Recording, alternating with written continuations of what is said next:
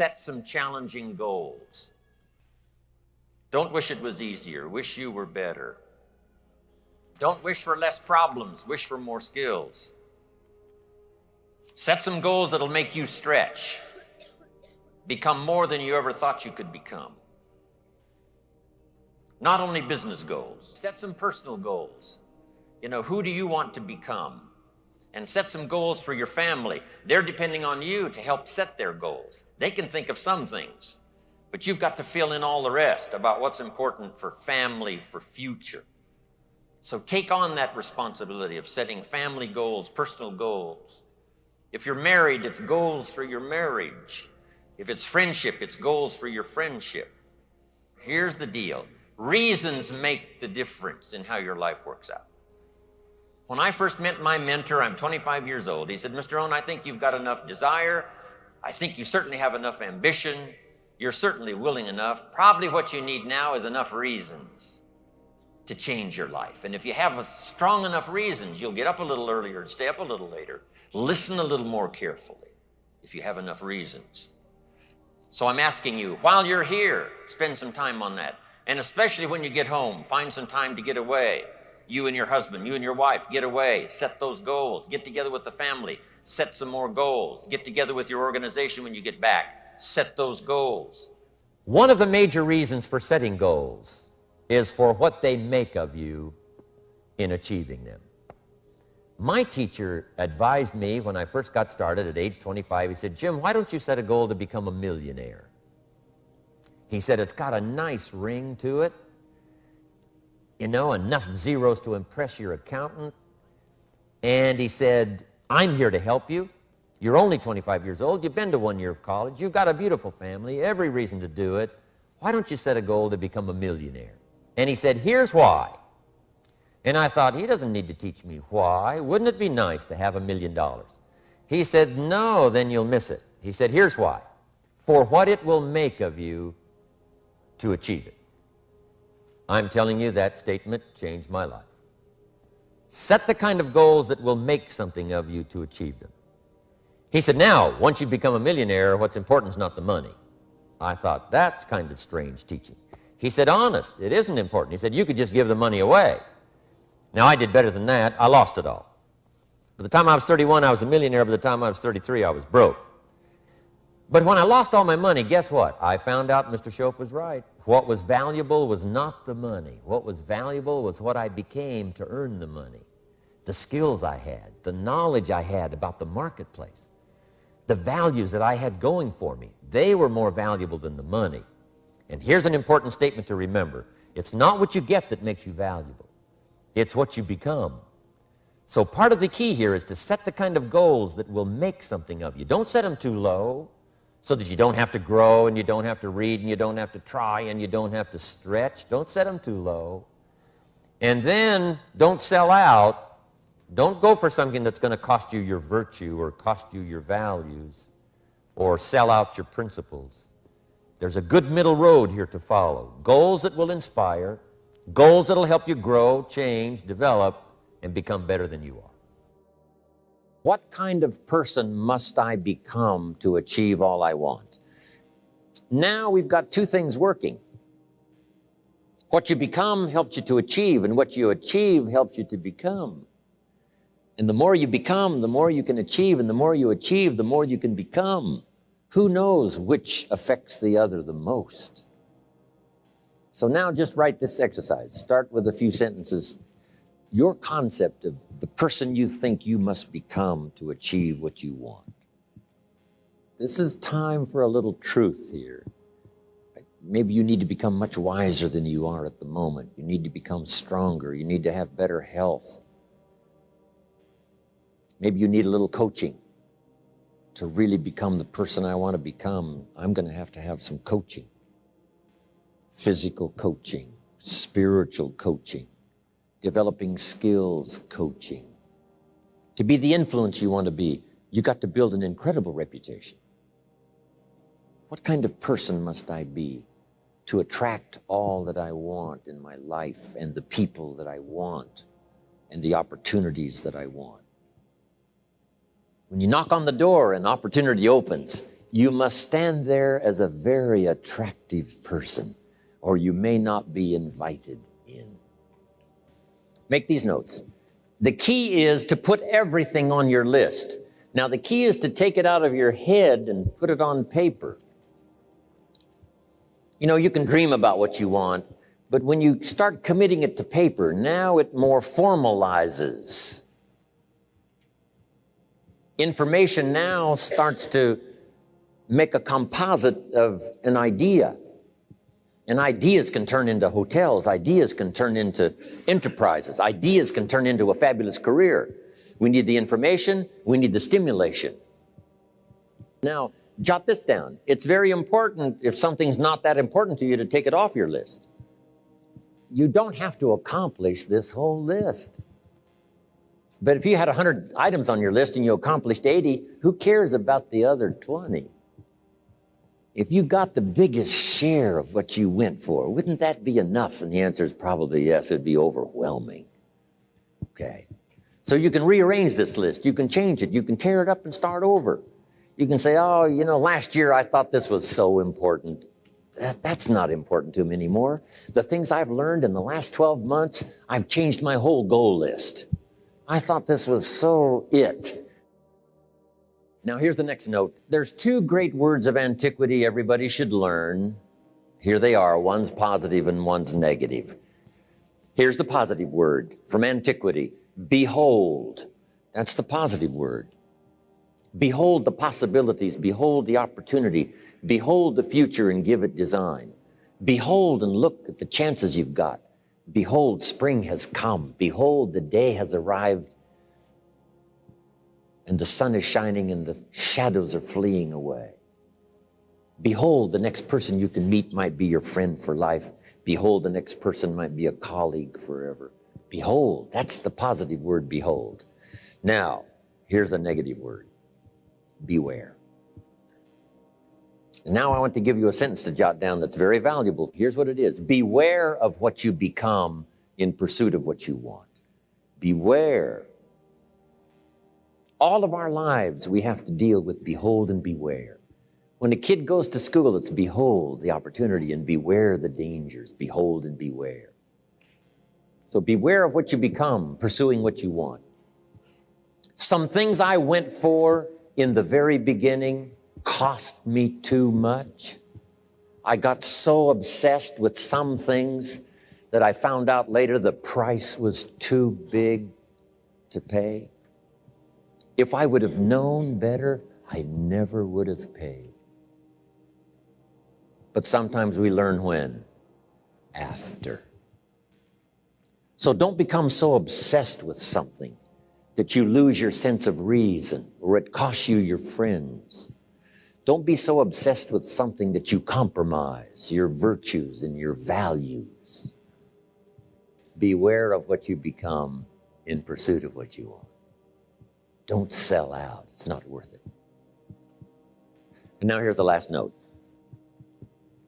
If you'll start this glorious journey of being meticulous, deliberate, and hardworking about setting your goals for the day, setting your goals for the month and the year, setting your goals for your family and yourself and your business and your colleagues, start thinking forward.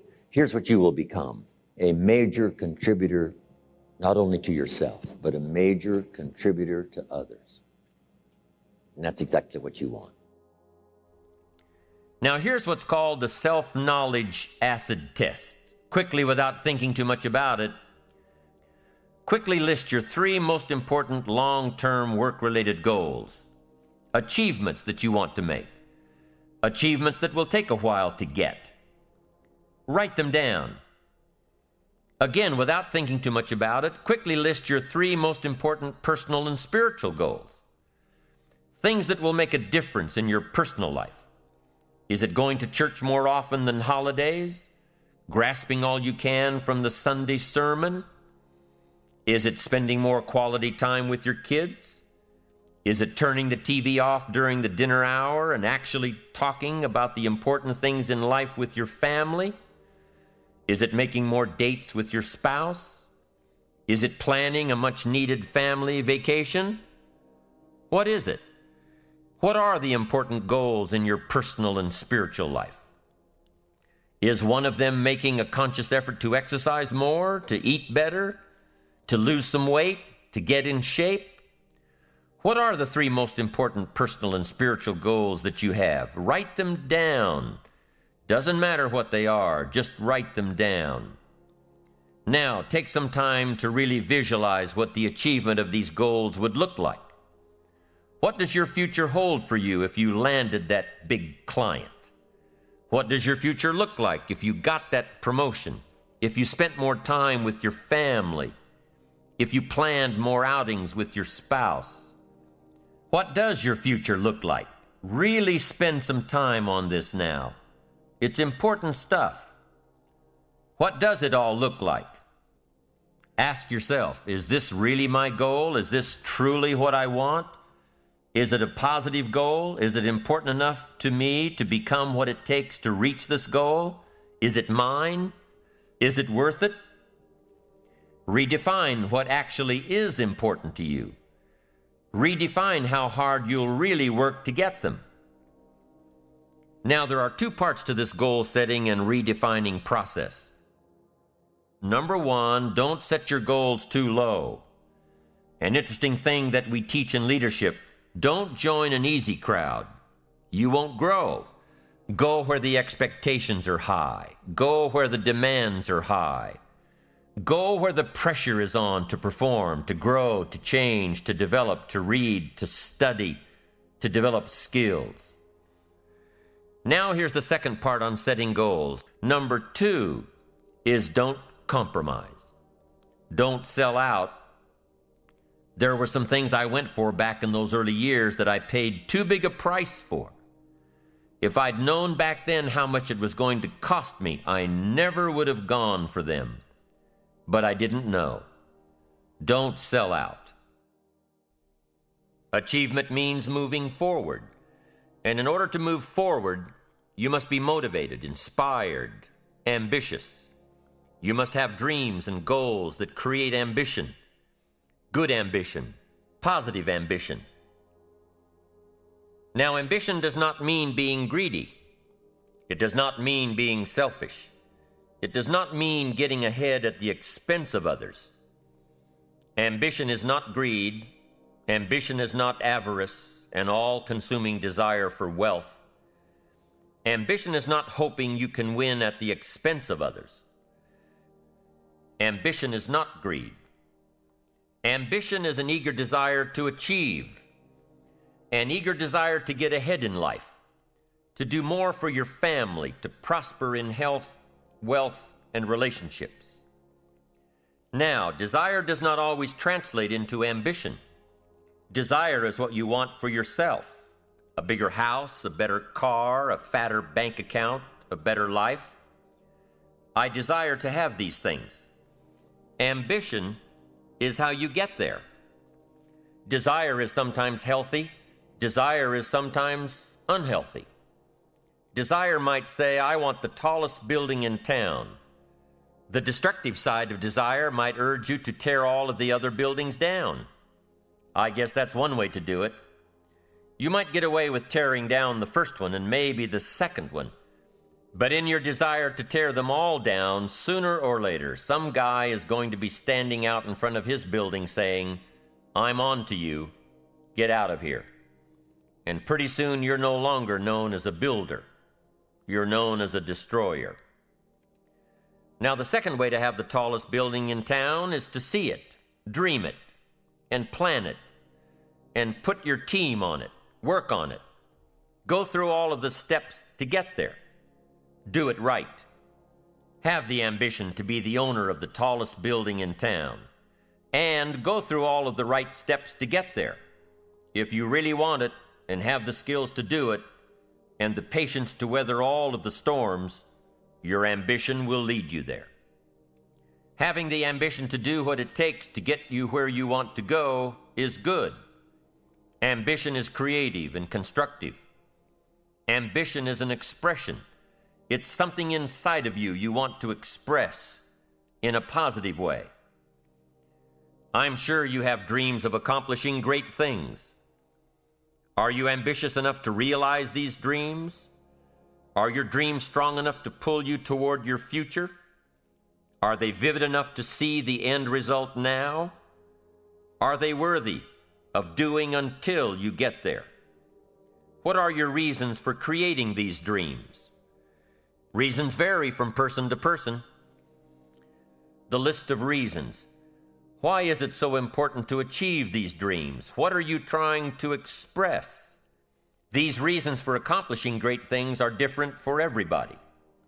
There are personal reasons, sometimes uniquely personal reasons. Some people do well for the recognition. Some people do well because of the way it makes them feel. They love the feeling of being a winner, and that is one of the best reasons. Once in a while I hear someone say, if I had $1 million, I'd never work another day in my life. Hey, that's probably why the good Lord sees to it that he doesn't get his million, because he would just quit. Family is another reason, a motivator for doing well. Some people do extremely well because of other people, and that's a powerful reason. Sometimes we will do something for someone else that we would not do for ourselves. How fortunate are the people who find themselves greatly affected by someone else? It's powerful. What has you getting up early, hitting it hard all day, and staying up late? What has you inspired? What are your reasons for doing well? What's at the core of your quest? Set a goal that will make you stretch for what it will make of you to achieve it. What a brand new reason for setting goals. What an all-encompassing challenge to have a better vision of the future, to see what it will make of you to achieve it. And here's why. The greatest value in life is not what you get. The greatest value in life is what you become. The major question to ask on the job is not, what am I getting here?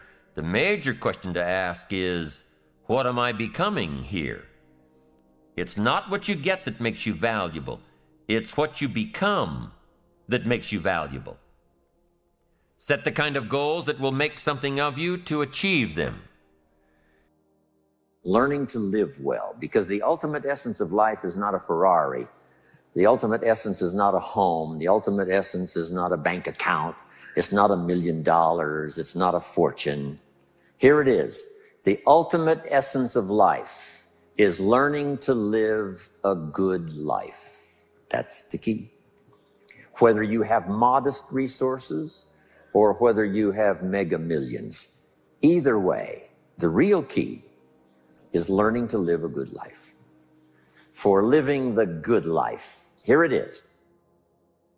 Productivity. You really won't be that happy if you don't produce. And here's the next bit of advice on that. Produce to the max if you possibly can. To produce a little is okay. To produce enough is okay. To produce some to get by is all right. But why not try productivity to the max? Andrew Carnegie, who built the steel industry back in the 30s, here's what Andrew said. I'm going to spend the first half of my life accumulating money. I'm going to spend the last half of my life giving it all away. He got so inspired by that goal that the first half of his life he accumulated $400 million, which back in the 30s was a lot of money. A mega fortune. Guess what he did the last half of his life?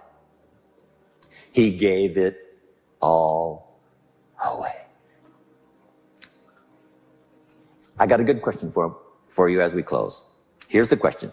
What's got you turned on? What's got you up early? What's got you eager to face the day? What's got you inspired to learn the extra skill, put in the extra time, go the extra mile, learn how to work with people, guarantee your future? Good question.